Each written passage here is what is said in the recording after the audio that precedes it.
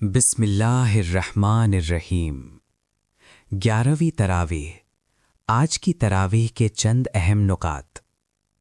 آج کی تراویح میں 13ویں پارے کے 90 رکوع سے 14ویں پارے کے 18ویں رکوع تک تلاوت کی گئی۔ پہلی آیت میں ہے کہ بھلا بتائیے یہ کس طرح ممکن ہے کہ جو شخص خدا کی نازل کردہ کتاب کو حق جانتا ہو، کیا وہ اس شخص کی طرح ہو سکتا ہے جو بالکل اس سے غافل، اندھا ہے؟ نصیحت تو دانش مند لوگ ہی قبول کرتے ہیں۔ ان کا طرز عمل یہ ہے کہ وہ اللہ سے کیے ہوئے وعدے کو پورا کرتے ہیں، اسے توڑتے نہیں۔ جو صلہ رحمی کرتے ہیں، اپنے رب سے ڈرتے ہیں کہ کہیں ان سے برا حساب نہ لیا جائے۔ جو خدا کی رضا کے لیے صبر سے کام لیتے ہیں، نماز کی پابندی کرتے ہیں، اور ہم نے انہیں جو روزی دی ہے اس میں سے وہ اعلانیہ اور پوشیدہ خرچ کرتے ہیں، اور برائی کو بھلائی سے دفع کرتے ہیں۔ آخرت کا گھر انہی لوگوں کے لیے ہے، یعنی ایسے باغات جو ان کی ابدی قیام گاہ ہوں گے، وہ خود بھی ان میں رہیں گے اور ان کے ساتھ ان کے باپ دادا، بیوی بچے جو صالح ہیں یہ بھی جنت میں رہیں گے۔ فرشتے ہر دروازے سے داخل ہو کر انہیں سلام کریں گے اور کہیں گے تم نے دنیا میں جس طرح صبر سے کام لیا اس کی بدولت آج تم اس کے مستحق ہو۔ وہ لوگ جو اللہ سے کیے کو وعدے کو توڑتے ہیں اور قطع رحمی کرتے ہیں، زمین میں فساد برپا کرتے ہیں، وہ لعنت کے مستحق ہیں اور ان کا برا ٹھکانہ ہے۔ سب سے پہلے قرآن کی دعوت قبول کر کے اللہ کے راستے پر چل کھڑے ہونے والوں کے لیے انجام کار میں کامیابی کی بشارت سنائی، اور اس کی مخالفت و مزاحمت کرنے والوں پر اللہ کی لعنت کی خبر دی۔ پھر اس شبہے کا جواب دیا کہ اگر اللہ کی تمام عنایتوں کے حقدار صرف اہل ایمان ہی ہیں تو وہ لوگ کیوں رزق و پھل کے مالک بنے بیٹھے ہیں جو رات دن اللہ اور اس کے رسول کی مخالفت میں سرگرم ہے؟ فرمایا، اللہ جس کے لیے چاہتا ہے رزق کے دروازے کھول دیتا ہے اور جس کے لیے چاہتا ہے تنگ کر دیتا ہے۔ جس کے لیے وہ کشادہ کرتا ہے اس سے چاہتا ہے کہ وہ اپنے رب کا شکر گزار بندہ بنے، اور جس کے لیے تنگ کرتا ہے اس سے وہ چاہتا ہے کہ صبر کرے۔ اسی صبر و شکر پر دین کی ساری عمارت کھڑی ہے۔ جو لوگ اس دنیا کے کنکر پتھر پا کر غرور میں آخرت کو بھلا بیٹھے ہیں، جب آخرت کے دن صابرین و شاکرین کے اجر کو دیکھیں گے، جب انہیں اندازہ ہوگا کہ نہایت ہی حقیر چیز کے لیے انہوں نے آخرت کی بادشاہت کھو دی۔ کفار کے بار بار کے اس مطالبے پر کہ کوئی زبردست ایسا معجزہ دکھایا جائے کہ مانے بغیر چارہ ہی نہ رہے، واضح کیا گیا کہ کائنات اور خود انسان کی زندگی میں جو دلیلیں اور نشانیاں اللہ نے رکھی ہیں، جن لوگوں کا اطمینان ان سے نہیں ہوتا، وہ دنیا جہان کے معجزے بھی دیکھ لیں تو بھی اندھے ہی رہیں گے، کیونکہ ایمان و ہدایت کا راستہ اللہ کے کلام اور اس کے رسول صلی اللہ علیہ وسلم کی باتوں پر غور کرنے سے ہی کھلتا ہے۔ شرک اور خدا کے ساتھ ٹھہرائے ہوئے شریکوں کی حقیقت بیان کی کہ ان کی کوئی بنیاد نہیں، یہ محض من گھڑت باتیں ہیں۔ اس فریب میں مبتلا ہو کر جنہوں نے اللہ کے راستے سے منہ موڑا، وہ اس دنیا میں بھی عذاب سے دوچار ہوں گے، اور آخرت کا عذاب تو اس سے کہیں زیادہ سخت ہوگا۔ کوئی شفیع یا شریک وہاں انہیں بچانے والا نہ ہوگا۔ سورۃ ابراہیم میں اللہ تعالیٰ نے شرک اور اسلام کے فرق کو بہترین مثال سے واضح فرمایا کہ شرک کے جس نظام پر تم زندگی بسر کر رہے ہو، کہ اپنے منمانے احکام چلا رہے ہو، اس کی بنیاد نہ زمین میں ہے نہ آسمان میں۔ اس کی مثال گندگی کے ڈھیر پر اگے ہوئے ایک ناپاک اور کانٹے دار پودے کی ہے جو ذرا سی حرکت سے اکھاڑ پھینکا جا سکتا ہے۔ اگر یہ اب تک برقرار ہے تو اس وجہ سے کہ ابھی ایسا کوئی ہاتھ نہیں آیا جو اسے اکھاڑ پھینکے۔ اب اللہ نے وہ ہاتھ پیدا کر دیے ہیں تو تم دیکھو گے کہ کتنی جلدی سارا قصہ پاک ہو جائے گا۔ اس کے مقابلے میں اسلام کی دعوت کی مثال ایک پاکیزہ پھلدار درخت کی سی ہے جس کی جڑیں پاتال میں اتری ہوئی ہیں اور شاخیں آسمان میں پھیلی ہوئی ہیں۔ اللہ تعالیٰ اہل ایمان کو دنیا میں مضبوط اور مستحکم کرے گا اور آخرت میں سرخروئی بخشے گا، بشرطے کہ وہ صبر اور استقامت کے ساتھ حق پر ڈٹے رہیں اور اس راہ میں پیش آنے والی آزمائش کا اللہ پر بھروسہ کرتے ہوئے مقابلہ کریں۔ اس حقیقت کو تاریخ کی روشنی میں واضح کرنے کے لیے حضرت موسیٰ علیہ السلام اور دوسرے انبیاء کرام کے وہ واقعات پیش کیے جس سے اس پہلو پر روشنی پڑتی ہے کہ صبر کرنے والے اور راہ حق میں ڈٹے رہنے والے غالب آئے، مخالفین تباہ کر دیے گئے، لیکن یہ بھی بتایا کہ غلبہ انہی کو حاصل ہوگا جو پہلے مرحلے میں صبر و استقامت دکھائیں۔ مخالفین اسلام کا آخرت میں جو حشر ہوگا اس کو بیان کیا کہ ان کا سارا کیا دھرا خاک اور راکھ ہو کر اڑ جائے گا۔ لیڈر اور ان کے پیروکار سب ایک دوسرے کو لعنت کریں گے، یہاں تک کہ شیطان بھی اپنی پیروی کرنے والوں سے اپنی جدائی کا اعلان کر دے گا اور کہے گا بس میں نے تو تمہیں صرف اپنی طرف بلایا تھا، یہ تو تم ہی تھے کہ میری بات مان لی، اب مجھے ملامت مت کرو، اپنے آپ کو ملامت کرو، نہ میں تمہارے کچھ کام آ سکتا ہوں نہ تم میرے کام آ سکتے ہو۔ بے شک اپنی جانوں پر ظلم ڈھانے والوں کا انجام دردناک عذاب ہے۔ قریش کے لیڈروں کو تنبیہ کی کہ انہوں نے اللہ کی بخشی ہوئی نعمتوں کو کفر اور شرک کا ذریعہ بنا لیا ہے اور اس طرح اپنی قوم کو جہنم کے گھاٹ پر لا کھڑا کیا ہے۔ اس میں آج کے لیڈروں کے لیے بھی نصیحت ہے، کاش وہ قرآن کو سمجھیں۔ مسلمانوں کو نصیحت کی گئی کہ وہ نماز کا اہتمام کریں اور جو کچھ ہم نے انہیں عطا کیا ہے اس میں سے چھپا کر بھی اور علانیہ بھی خرچ کریں، اس سے پہلے کہ وہ دن آئے جس میں نہ خرید و فروخت ہوگی اور نہ دوستی کام آئے گی۔ اللہ نے زمین و آسمان پیدا کیے، پانی برسایا، پھلوں سے روزی دی، سمندر کو مسخر کیا، کشتی اس کے حکم سے چلتی ہے، نہریں عطا کیں، سورج چاند لگاتار چلتے جا رہے ہیں، انہیں تمہارے لیے مسخر کیا، دن رات پیدا کیے، تم نے جو مانگا وہ سب کچھ دیا۔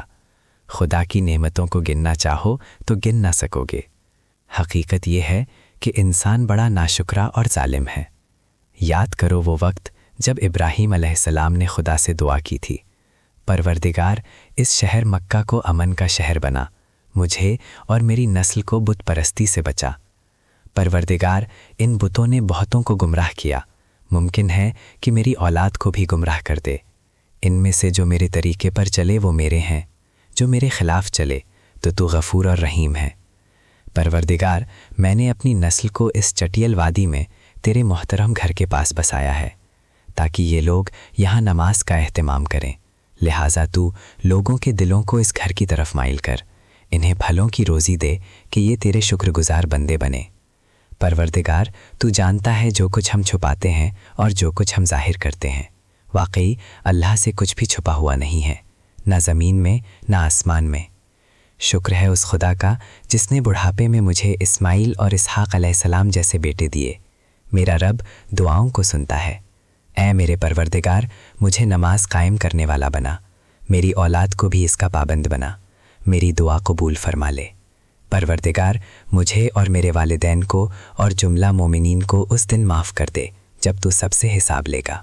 اللہ کو ان ظالموں کے کرتوتوں سے بے خبر نہ سمجھو، وہ ان کو بس اسی دن کے لیے ٹال رہا ہے جس دن آنکھیں پھٹی کی پھٹی رہ جائیں گی اور وہ سر اٹھائے ہوئے بھاگ رہے ہوں گے، ٹکٹکی بندھی ہوگی اور ان کے دل اڑے ہوئے ہوں گے۔ وہ فریاد کریں گے، اے ہمارے رب ہمیں تھوڑی سی مہلت اور دے دے، ہم تیری دعوت کو قبول کر لیں گے اور رسولوں کی پیروی کریں گے۔ اللہ غالب اور انتقام کی قدرت رکھنے والا ہے۔ اس دن کو یاد رکھو جس دن یہ زمین دوسری زمین سے بدل دی جائے گی اور آسمان بھی، اور سب اللہ واحد قہار کے سامنے پیش ہوں گے، اور تم مجرموں کو اس دن زنجیروں میں جکڑا ہوا دیکھو گے۔ ان کے لباس تارکول کے ہوں گے اور ان کے چہرے پر آگ چھائی ہوئی ہوگی، تاکہ اللہ ہر جان کو اس کی کمائی کا بدلہ دے، اور اللہ کو حساب چکانے میں کوئی دیر نہیں لگے گی۔ یہ لوگوں کے لیے ایک اعلان ہے تاکہ اس کے ذریعے وہ آگاہ کر دیے جائیں اور جان لے کہ وہی ایک معبود ہے۔ اہل عقل اس سے یاد دہانی حاصل کر لیں۔ سورۃ الحجر میں حضرت محمد صلی اللہ علیہ وسلم کو خطاب کر کے یہ اطمینان دلایا گیا ہے کہ یہ قرآن بجائے خود ایک واضح حجت ہے۔ اگر یہ لوگ اس کو نہیں مان رہے ہیں تو یہ کوئی انوکھی بات نہیں ہے، ہمیشہ سے رسولوں کو جھٹلانے والوں کی یہی روش رہی ہے۔ آپ کو تو جو کچھ حکم ملا ہے اس کو علی الاعلان سناتے رہیے اور مشرکوں سے دامن بچائیے، ہم آپ کی طرف سے ان سے نپٹنے کے لیے کافی ہیں۔ آپ تو اپنے رب کی اس کی حمد کے ساتھ تسبیح کرتے رہیں اور سجدہ کرنے والوں کے ساتھ شامل رہیے اور اپنے رب کی اطاعت و عبادت میں لگے رہیے یہاں تک کہ وہ یقینی وقت آ جائے، یعنی موت یا قیامت۔ سورۃ انحیل کی ابتدا ہی زبردست وارننگ سے ہوئی ہے۔ बस आया ही चाहता है अल्लाह का फैसला। अब इसके लिए जल्दी ना मचाओ। पाक है वो और बालातर है उस शिर्क से जो ये लोग कर रहे हैं। वो इस रूह यानी वही को अपने जिस बंदे पर चाहता है अपने हुक्म से मलाइका के ज़रिए नाजिल फरमा देता है कि आगाह करो मेरे सिवा कोई माबूद नहीं, लिहाजा तुम मुझी से डरो। उसने आसमान व ज़मीन को बरहक पैदा किया है। उसने इंसान को ज़रा सी बूंद से पैदा किया और देखते देखते वो सरीहन एक झगड़ालू हस्ती बन गया और उन तमाम निशानियों को नज़रअंदाज कर दिया कि अल्लाह ने उसकी खुराक और तरह तरह के बेशुमार फ़ायदों के लिए जानवर पैदा किए। समंदर जैसी अजीमुशान और पुरखतर चीज़ को उसके लिए मुसख्खर कर दिया। तो क्या वो जिसने उन चीज़ों को पैदा किया और जो कुछ भी पैदा नहीं करते दोनों बराबर है? वे जिन्हें लोग खुदा को छोड़कर पुकारते हैं खुद मखलूक हैं, मुर्दा हैं ना कि जिंदा, और उनको कुछ मालूम नहीं कि उन्हें कब दोबारा जिंदा करके उठाया जाएगा। हमने हर उम्मत में एक रसूल भेज दिया और उसके ज़रिए से सबको ख़बरदार कर दिया कि अल्लाह की बंदगी करो और तागूत की बंदगी से बचो। इसके बाद उनमें से किसी को अल्लाह ने हिदायत बख्शी और किसी पर गुमराही मुसल्लत हो गई। ज़रा ज़मीन में चल फिर कर देख लो कि झुटलाने वालों का क्या अंजाम हो चुका है। क्या ये लोग अल्लाह की पैदा की हुई किसी चीज़ पर भी गौर नहीं करते कि उसका साया किस तरह अल्लाह के हुजूर सजदा करते हुए दाएं और बाएं गिरता है? सब के सब इस तरह अपनी आजिज़ी का इजहार करते हैं। ज़मीन और आसमान में जिस कदर जानदार मखलूक हैं और जितने मलाइका हैं, सब अल्लाह के आगे सरबसुजूद हैं। वो हरगिज़ सरकशी नहीं करते। अपने रब से जो उनके ऊपर हैं डरते हैं और जो कुछ हुक्म दिया जाता है उसी के मुताबिक काम करते हैं। आखिरत के अंजाम से बेखौफ रहने वालों को आगाह किया। अगर कहीं अल्लाह लोगों को उनकी ज़्यादतियों पर फ़ौरन पकड़ लिया करता तो रूए ज़मीन पर किसी जानदार को ज़िंदा ना छोड़ता, लेकिन वो तो सबको एक मुकर्ररा वक्त तक मोहलत देता है। फिर वो वक्त आ जाता है तो घड़ी भर भी आगे पीछे नहीं हो सकता। उन्हें कायनात की अशिया में गौर व फिक्र करना चाहिए। मवेशियों में भी एक सबक मौजूद है कि उनके पेट में गोबर और खून के दरमियान खालिस दूध हम पैदा करते हैं जो पीने वालों के लिए खुशगवार है। खजूर और अंगूर की बेलें हैं कि ये तुम्हारी रोज़ी है और इनसे तुम नशावर चीज़ें भी बनाते हो। समझदारों के लिए इसमें निशानी है।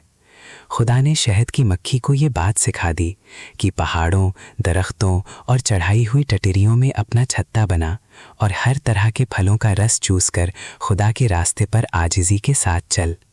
शहद की मक्खी के पेट से रंग बिरंग का एक मशरूब निकलता है जिसमें लोगों के लिए शिफा है। गौर करने वालों के लिए इसमें निशानी है। देखो, खुदा ने तुमको पैदा किया, वही तुम्हें मारता भी है। तुम में से बास को बदतरीन उम्र को पहुंचा दिया जाता है ताकि सब कुछ जानने के बाद कुछ न जाने। इल्म और कुदरत में अल्लाह ही कामिल है। खुदा ने किसी को कम रोज़ी दी, किसी को ज़्यादा दी। जिसको ज़्यादा दी वो कम रोज़ी वालों को नहीं देता कि बराबर हो जाए। अल्लाह के एहसान का लोग क्यों इनकार करते हैं? वो अल्लाह ही है जिसने तुम्हारे लिए बीवियां बनाई और उनसे तुम्हें बेटे पोते दिए, अच्छी अच्छी चीज़ें खाने को दी, फिर भी तुम बातिल को मानते हो, अल्लाह की नेमतों की नाशुक्री करते हो। उन मुनकिरों को कुछ होश भी है कि उस रोज़ क्या बनेगा जबकि हम हर उम्मत में से एक गवाह खड़ा करेंगे। फिर मुनकिरों को ना हुज्जतें पेश करने का मौका दिया जाएगा, ना तौबा व इस्तिग़फ़ार का, और ना उनके अज़ाब में कोई कमी की जाएगी। ए मोहम्मद सल्लल्लाहु अलैहि वसल्लम, उन्हें उस दिन से ख़बरदार कर दीजिए जब आपको उनके मुकाबले में शहादत के लिए खड़ा किया जाएगा। ये उसी शहादत की तैयारी है कि हमने ये किताब आप पर नाजिल कर दी है जो हिदायत, रहमत और बशारत है उन लोगों के लिए जिन्होंने सरे तस्लीम खम कर दिया है। आज की तरावीह का बयान ख़त्म हुआ। अल्लाह ताला हम सब को कुरान पढ़ने, उसको समझने और उस पर अमल करने की तौफीक अता फ़रमाए। अल्लाह इसकी बरकतों से हमारे मुल्क और शहर के हालात तब्दील फ़रमाए। आमीन। अगर आपको ये खुलासा पसंद आया हो तो चैनल को सब्सक्राइब करें और इसे शेयर ज़रूर करें। जज़ाकल्लाहु खैरन।